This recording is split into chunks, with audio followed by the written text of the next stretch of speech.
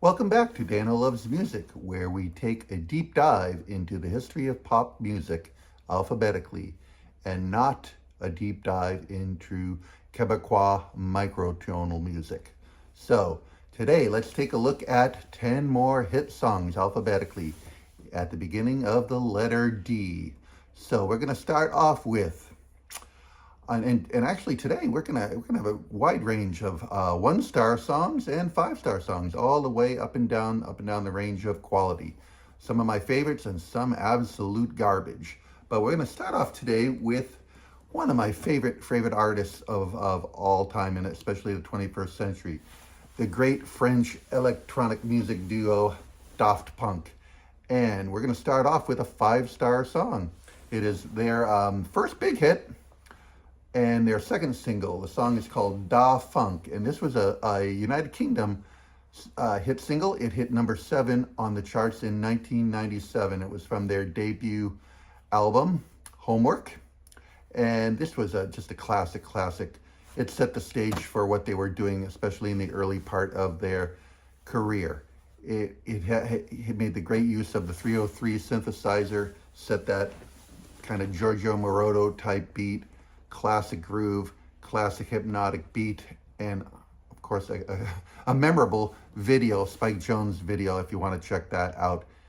And just right off the bat, one of my favorite Daft Punk songs, a band who I will constantly defend. They should be in the Rock and Roll Hall of Fame. They've been eligible now for a few years. They need to be in there just purely for their influence. Starting off with Daft Punk with one of their first hit song, Da Funk. Second song I'm going to talk about today, something totally different, and it's by a rapper named Redman. Redman had a song called Da Goodness, featuring the legendary Busta Rhymes. Da Goodness was also just a UK hit. It hit number 52 on the charts in 1999. He was born Reginald Noble, and if I was born Reginald Noble, maybe I would want to think of a cooler name like Redman to pursue my career. This was a number 52 on the charts in the UK only. Redman did have 8 chart hits on the Hot 100. He did a lot of work with Wu-Tang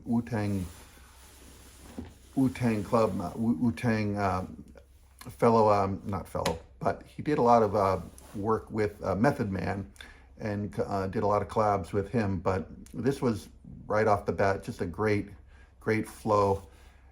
As a he featured Busta Rhymes on this. It is a solid 4-star song. It would have been a little bit higher if not for the just constant potty humor. I don't know what he means by Da Goodness, but just his lyrical flow on this is just mesmerizing off the bat. And again, the artist's name is Redman. Very talented rapper from about 25 years ago. I need to check out more of his stuff. Third song I'm going to talk about right now, keeping with the high quality at the beginning of this video, is one of my favorite bands, Weezer. And this is an album track that was a rock chart hit. It hit number 32 on the rock charts in 2015. This song is Da Vinci, named after obviously the great legendary artist. And this is from their 2015 album, Everything Will Be All Right in the End. One of their better later studio albums. I'm a big Weezer fan. I will defend them, even though they get a lot of crap for just for a lot of their stuff. But this song, again, very basic beat, great, funny, witty lyrics. Reminds me a lot of their song Pork and Beans from a few albums prior to this. But it's, they constantly pump out hits. I can't believe they've been going for more than 30 years, and they're going to be playing locally at Climate Pledge Arena in the fall. I wish I could afford to go see them. But again, this is a 4.5-star. Another artist who've been around since the 90s, and they need to be in the Hall of Fame, Rock and Roll Hall of Fame as well. I think they deserve it just for the fact they've had 31 charts on the rock hits, on the alternative rock charts, number 6 on Billboard's all-time ranking for, legendary alternative rocks. I think they deserve it over somebody like Jeff Buckley, who had, one great album and then nothing after that. So number 4, I'm going to talk about a classic polarizing hit from 1979. It was a number 1 hit that year from the legendary Rod Stewart. Of course, I'm talking about Do You Think I'm Sexy? Da You Think I'm Sexy, not Do You Think I'm Sexy. That's why it appears at the beginning of the D's. And of course, he went disco with this. He went through his little disco phase with Hot Legs and Do You Think I'm Sexy. This was the 3rd biggest hit of the year on the Billboard charts, and this was number 1 for a few weeks. He's a legend, obviously. He's had 54 songs on the Hot 100, 16 top 10 hits, and 4 number 1s, including Maggie May, Tonight's the Night, and that god-awful song he did, All for Love, with Sting and Bryan Adams. But this, 4 stars. I hated it at the time, of course, because I was a rock purist, but my nostalgia kicks in. I was a teenager, and the disco beat, and just, you know, considering how much crap he did afterwards that compares to this, I still, you know, have a soft spot in my heart for Do You Think I'm Sexy. After that, in 1997, a bit of time passed before there was an EDM group from England called N-Trance that did a kind of a dance take on it, and interpolated his the hook from that song, and had another hit called Do You Think I'm Sexy, and it hit the UK charts number 7 at the time. N-Trance was big in the UK at the time. They had 14 hits in the 90s for a good decade, and this is just a 3-star hit. It had just a solid beat, nothing special, but in the 90s apparently it was good enough to be a hit. You know, I kind of think about the, you know, the Dua Lipa Elton John remake, kind of reinterpretation of his song from a few years ago. You know, they're always going to take classic riffs of decades ago and try and reimagine them, and this is, I think, what N-Trance was doing in the 90s. They did it a few times back then, but just 3 stars for this version of the classic disco hit by Rod Stewart. Going to the country charts with the O'Kanes. The O'Kanes were a big country duo in the 80s, the O'Kanes, and they had a song called Daddies Need to Grow Up Too. And this was one of their hits. It hit number 9 on the country charts in 1987. And this is just a basic story about how, hey, you know, I'm a dad, I screwed up, and I want to get back together with the family.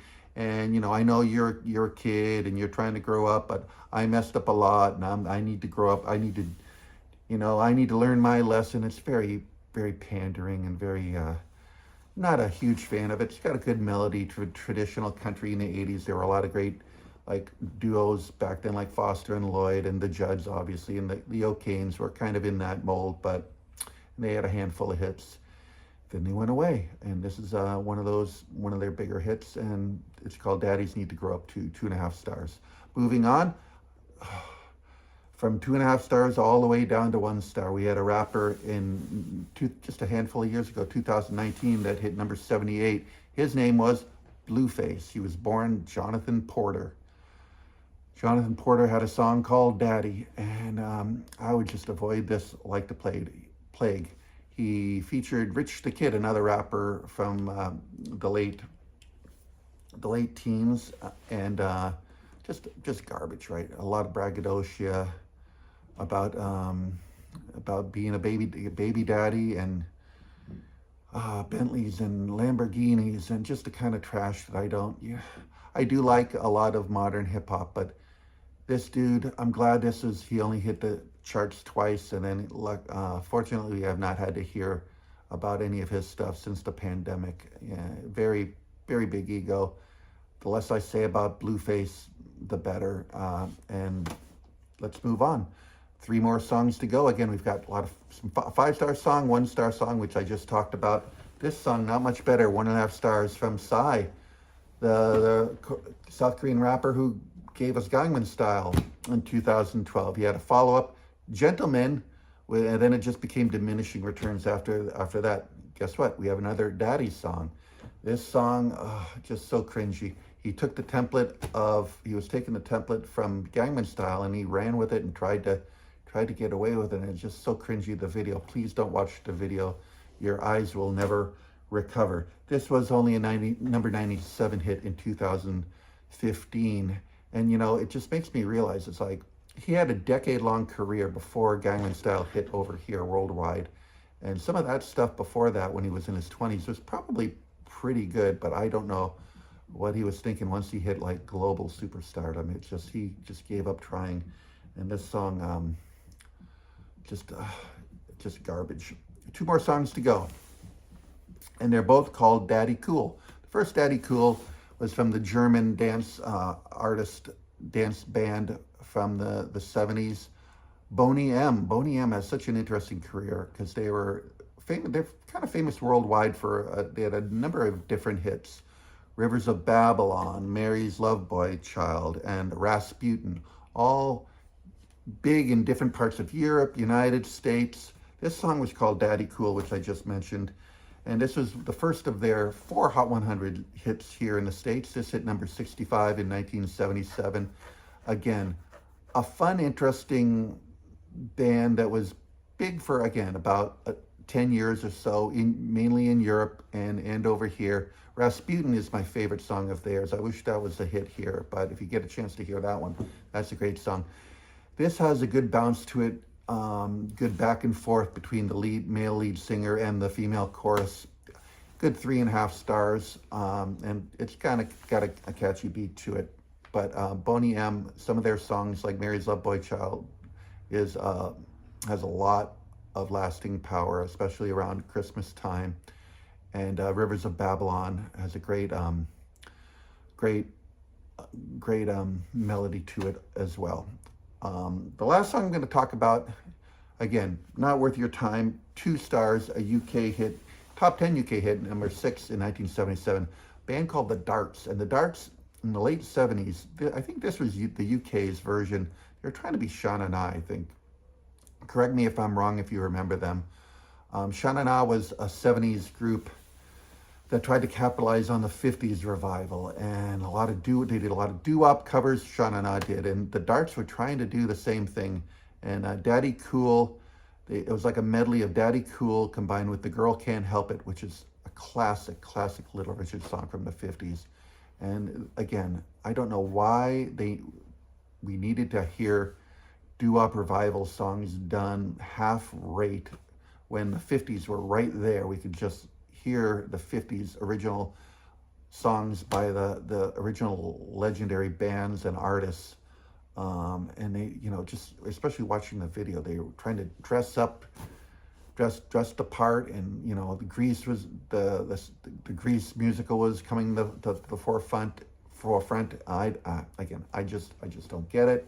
They had a very short-lived career over in England. They were unknown here, thank goodness, in the States. But again, I would love to hear your comments if you're British or even American and remember the Darts or any of these, you know, British artists that were big over there.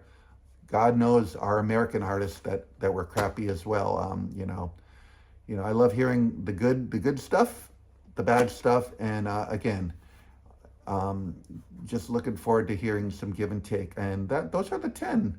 Those are the 10. I'd say we had 5-star songs like The Funk, Daft Punk, legendary. At 4.5, we had Weezer. We had a 4 song, that Redmond song, and the Rod Stewart song. I'd give a solid 4. But we ran the gamut from greatness to forgettable. So every time I post some of these, I love to hear your comments. And if you have any songs where, again, we're in the middle of Daddy songs. The next 2 videos, I'm going to have some more that have Daddy in the title. But I'd love to hear you guys, if you have any songs that I may have missed that you think were hits, or maybe have been a hit in a different country. Yeah, comment and feedback. I love hearing from you. I'm on the other channels.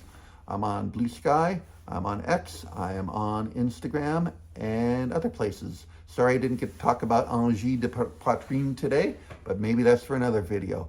I look forward to catching up with you guys in my next video. And again, thank you so much for giving me your time. And I look forward to seeing you next time. Until next time, I am Dano, and Dano loves music. Good night.